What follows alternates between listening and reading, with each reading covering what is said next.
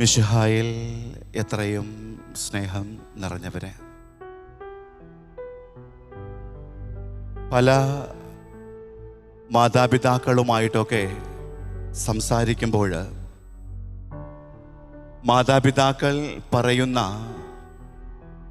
ഒരു കാര്യം ഇതാണ്: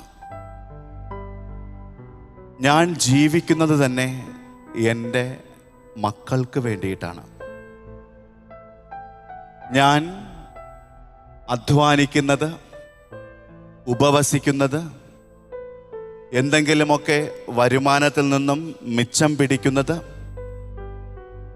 എൻ്റെ ആഗ്രഹങ്ങളൊക്കെ ഹനിച്ചുകൊണ്ട് എൻ്റെ മക്കളുടെ ആഗ്രഹങ്ങൾക്ക് വേണ്ടി ഞാൻ പലതും മാറ്റിവെച്ചിട്ടുണ്ട്.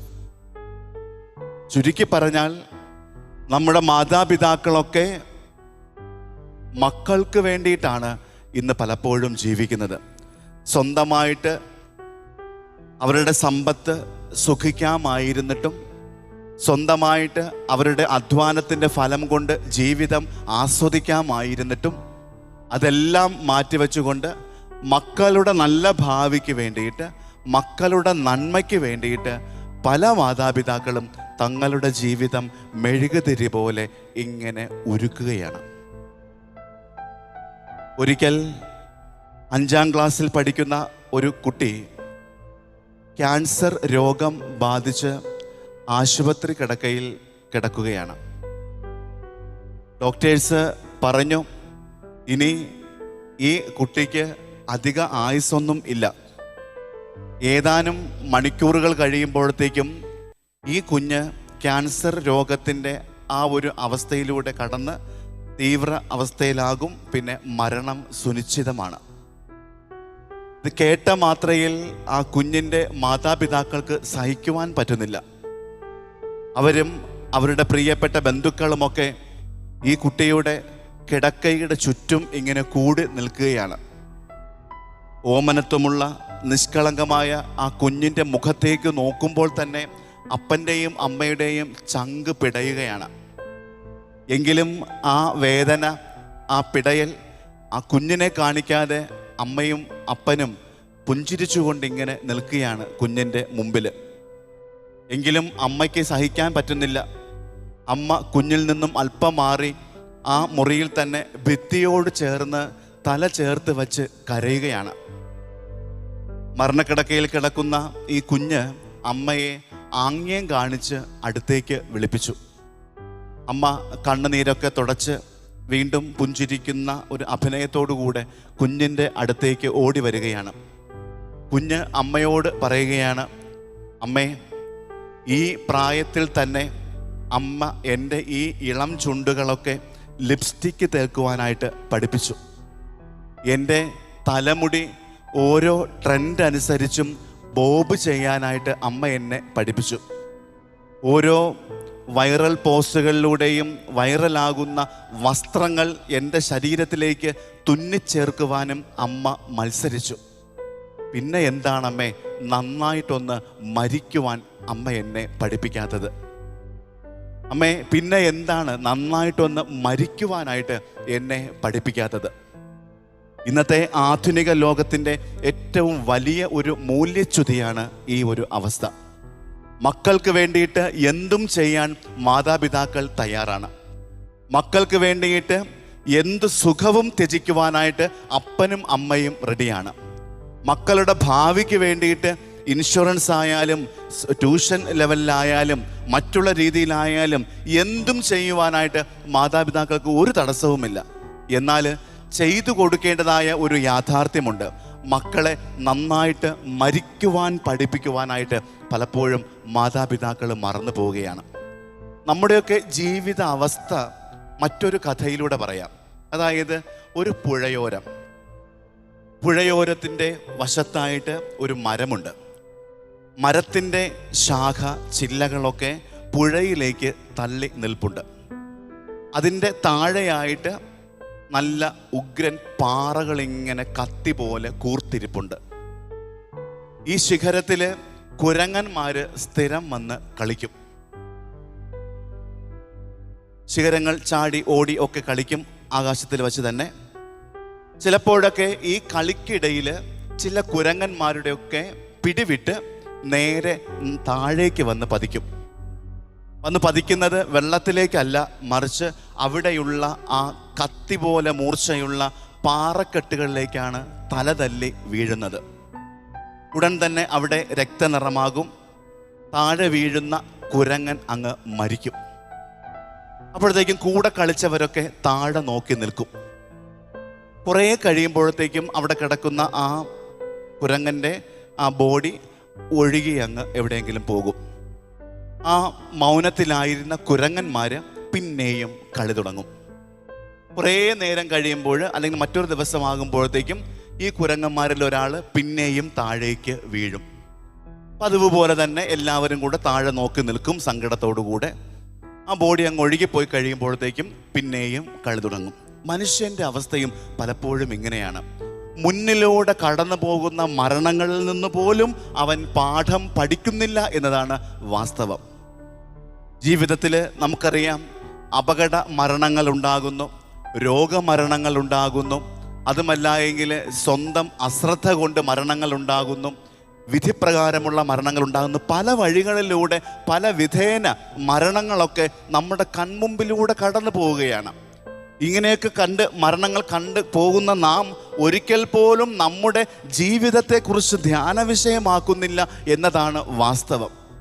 പലപ്പോഴും ഒക്കെ ചില യുവാക്കൾ അല്ലെങ്കിൽ യുവതികൾ അല്ലെങ്കിൽ നല്ല ഈ 20-25 വയസ്സ് പ്രായമുള്ളവരൊക്കെ മരിച്ചു കഴിയുമ്പോഴത്തേക്കും ഒരു പക്ഷേ അവർ മരിക്കുന്നത് വാഹനം ഓവർ സ്പീഡിൽ ഓടിച്ചത് കൊണ്ടായിരിക്കും. അങ്ങനെ ഓവർ സ്പീഡിൽ പോകുന്ന വാഹനം മറ്റു വാഹനമായോ അല്ലെങ്കിൽ സൈഡിലെ പോസ്റ്റുമായിട്ടോ അല്ലെങ്കിൽ മറ്റു പല രീതിയിലുമൊക്കെ ഒരു മരണം സംഭവിക്കുമ്പോഴത്തേക്കും കൂടെയുള്ള കൂട്ടുകാരൊക്കെ എല്ലാം വീടും പരിസരവും ഒക്കെ നിറഞ്ഞു നിൽക്കും. സിമിത്തേരിയിലേക്ക് വേണമെങ്കിൽ പള്ളിയിൽ നിന്നും ഈ മൃതശരീരവും പ്രദക്ഷിണമായിട്ട് അവിടെ കൊണ്ടുപോകും. അപ്പോഴത്തേക്കും കൊണ്ടുപോകുന്ന കൂട്ടുകാർക്കെല്ലാം അറിയാം ഇവൻ മരിക്കാനുള്ള കാരണം ഓവർ സ്പീഡിൽ പോയത് കൊണ്ടാണ്, അല്ലെങ്കിൽ ലഹരി ഉപയോഗിച്ചുകൊണ്ട് വാഹനം നിയന്ത്രിച്ചത് കൊണ്ടാണെന്ന് ഈ കൂട്ടുകാർക്ക് എല്ലാവർക്കും അറിയാം. അവനോട് വലിയ സഹതാപവും തോന്നും. എന്നാലും നീ മരിക്കണ്ടായിരുന്നല്ല എന്നൊക്കെ ചിന്തിക്കും. കൊണ്ടുപോയി അടക്കും. പിന്നെ 2-3 ദിവസം കഴിയുമ്പോഴത്തേക്കും ആ ഓളമൊക്കെ അങ്ങ് കഴിയും. ആ സങ്കടത്തിൻ്റെ ഓളമൊക്കെ അങ്ങ് കഴിയുമ്പോഴത്തേക്കും ഈ വഹിച്ചുകൊണ്ട് പോയവർ തന്നെ പിറ്റേ ദിവസം അതേപോലെ 100-ലും 120-ലുമൊക്കെ അവരുടെ വാഹനത്തിൻ്റെ സ്പീഡോമീറ്റർ എത്തി നിൽക്കും. പിന്നെയും അതിൽ നിന്നും ഒരാൾ മരിക്കും സ്പീഡിൽ പോകുന്നതിന്. പിന്നെയും ഇതുപോലെ കൂട്ടുകാർ ഇതുപോലെ കൊണ്ടുപോകും. ഇങ്ങനെ നമ്മൾ ഈ കുരങ്ങന്മാരെ പോലെ തന്നെ ഒരു യാഥാർത്ഥ്യം മുന്നിൽ കാണുമ്പോൾ പോലും അതിൽ നിന്നും പഠിക്കാതെ പിന്നെയും മരണത്തെയും വെല്ലുവിളിച്ചുകൊണ്ടാണ് പലപ്പോഴും പോവുക. അതുകൊണ്ട് മനുഷ്യ, നീ ഓർത്തുകൊള്ളുക, മരണം നമ്മുടെ ആരുടെയും കൈകളിലല്ല, ദൈവത്തിൻ്റെ കരങ്ങളിലാണ്. ഇന്നലെ പറഞ്ഞു വച്ചതുപോലെ ഈ ബലിയർപ്പിക്കുന്ന ഈ ഞാൻ അടുത്ത ഒരു ബലിയർപ്പിക്കാൻ ഉണ്ടോ ഇല്ലയോ എന്നത് ദൈവത്തിൻ്റെ കരങ്ങളിലാണ്. അല്ലെങ്കിൽ ഈ ബലിയർപ്പിക്കുവാനായിട്ട് ഇന്ന് ഈ അൾത്താരയുടെ മുമ്പിലായിരിക്കുന്ന ഓരോ വ്യക്തികളും ഇത് കഴിഞ്ഞിട്ട് പല പദ്ധതികളുമായിട്ട് വീട്ടിലോട്ട് പോകുന്നു. നമുക്കറിയില്ല ആ പദ്ധതി പൂർത്തീകരിക്കാൻ നമ്മുടെ ജീവൻ ഉണ്ടാകുമോ എന്നുള്ളത്. ആ അവസരത്തിലാണ് മത്തായി സുവിശേഷത്തിലുള്ള ഒരു വചനം ഇപ്രകാരമാണല്ലോ: ഒരുവൻ ലോകം മുഴുവൻ നേടിയാലും അവൻ്റെ ആത്മാവ് നഷ്ടപ്പെടുത്തിയാൽ ഈ നേടിയതൊക്കെ കൊണ്ട് അവൻ എന്ത് പ്രയോജനം? അതുകൊണ്ട് ആത്മാവിൻ്റെ കാര്യത്തിൽ വ്യഗ്രചിത്തരാകുവാനും ആത്മാവിൻ്റെ കാര്യത്തിൽ ആത്മചിന്തകരായി തീരുവാനുമുള്ള ഒരു വലിയ വിളിയാണ്, അല്ല വെല്ലുവിളിയാണ് ഈ നവംബർ മാസം 2-ാം തീയതിയുള്ള മരണവിചാരം. അതുകൊണ്ട് തന്നെ ഏതു നിമിഷം വേണമെങ്കിലും മരണം നമ്മെ തേടിയെത്തേക്കാം. ഒരു പക്ഷേ ഒരു കാറ്റിൻ്റെ രൂപത്തിലായിരിക്കാം, വെള്ളത്തിൻ്റെ രൂപത്തിലായിരിക്കാം, അല്ലെങ്കിൽ മറ്റുള്ള അപകടങ്ങളുടെ രൂപത്തിലായിരിക്കാം, വാഹനങ്ങളുടെ രൂപത്തിലായിരിക്കാം, അല്ലെങ്കിൽ ഹൃദയത്തിൻ്റെ രൂപത്തിലായിരിക്കാം, നെഞ്ചെടുപ്പിൻ്റെ രൂപത്തിലായിരിക്കാം. മരണം നമ്മെ തേടിയെത്തുമ്പോഴത്തേക്കും നാം തയ്യാറായിരിക്കണം. കുരിശിൽ കിടക്കുന്ന ഈശോ 33-ാമത്തെ വയസ്സിൽ പോലും അവൻ പറഞ്ഞു വെച്ചത് എല്ലാം പൂർത്തിയായിരിക്കുന്നുവെന്നാണ്. കടങ്ങളൊന്നുമില്ലാതെ അവനെല്ലാം പൂർത്തിയായി അവൻ റെഡിയായിരുന്നു. ഡോൺ ബോസ്കോയുടെ ജീവിതത്തിൽ ഒരു സംഭവമുണ്ട്. ശിഷ്യന്മാരായ കുട്ടികളായ എല്ലാവരും, തൻ്റെ ശിഷ്യന്മാരായിട്ട് നിൽക്കുന്ന കുട്ടികളൊക്കെ ഗ്രൗണ്ടിൽ കളിച്ചുകൊണ്ടിരിക്കുകയാണ്. അതിനകത്ത് ഡൊമിനിക് സാവിയോ എന്ന ഒരു കുട്ടിയുമുണ്ട്. ഈ ഡോൺ ബോസ്കോ കുട്ടികളോട് ഇപ്രകാരം പറയുന്നുണ്ട്: മക്കളെ, അടുത്ത നിമിഷം ലോകം അവസാനിച്ചാൽ നിങ്ങൾ എന്തു ചെയ്യും? അപ്പോൾ കുട്ടികളുടെ മറുപടി ഇപ്രകാരമാണ്: ഞാൻ എൻ്റെ അമ്മയെ കാണാൻ പോകും, ഞാൻ എൻ്റെ അപ്പനെ കാണാൻ പോകും, ഞാൻ എനിക്ക് ഏറ്റവും ഇഷ്ടമുള്ള ആഹാരം കഴിക്കാൻ പോകും. അപ്പോഴത്തേക്കും ഈ ഡൊമിനിക് സാവിയോ എന്ന് പറയുന്ന കുട്ടി ഇപ്രകാരം ഡോൺ ബോസ്കോയോട് പറയുന്നുണ്ട്: ഞാൻ ഒന്നും ചെയ്യില്ല, ഞാൻ കളിച്ചുകൊണ്ടിരിക്കും. അപ്പോൾ ഡോൺ ബോസ്കോ ചോദിക്കും, അതെന്താ അങ്ങനെ? നിന്റെ കൂടെ ഉള്ളവരൊക്കെ ഇഷ്ടമുള്ള കാര്യങ്ങൾ ചെയ്യാനായിട്ട് പോകുമെന്നാണല്ലോ പറഞ്ഞത്. അപ്പോഴത്തേക്കും ഡൊമിനിക് സാവിയോ പറയുന്നുണ്ട്, അതിന് ഞാൻ എൻ്റെ മരണത്തിന് വേണ്ടി എപ്പോഴേ ഒരുങ്ങിക്കഴിഞ്ഞു. മരണം വന്നാൽ മതി, ഞാൻ എല്ലാം പൂർത്തിയായി തന്നെയാണ് നിൽക്കുന്നത്.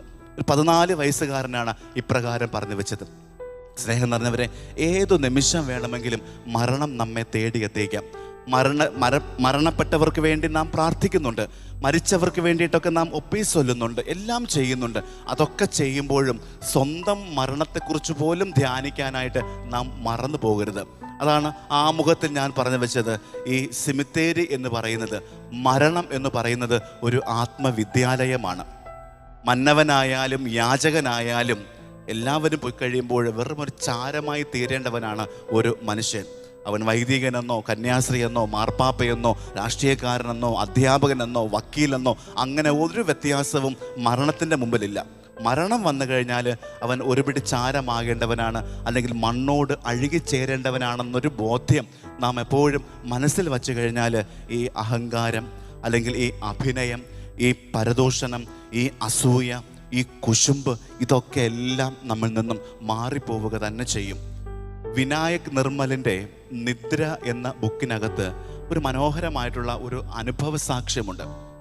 ഭാര്യയും ഭർത്താവും പതിവ് പോലെ അവരുടെ കുടുംബജീവിതത്തിലെ തിരക്കുകളിലേക്ക് പോകുമ്പോഴത്തേക്കും ഒരു ദിവസം പതിവ് പോലെ തന്നെ വഴക്കു കൂടുകയാണ് ഭാര്യയും ഭർത്താവും തമ്മിൽ.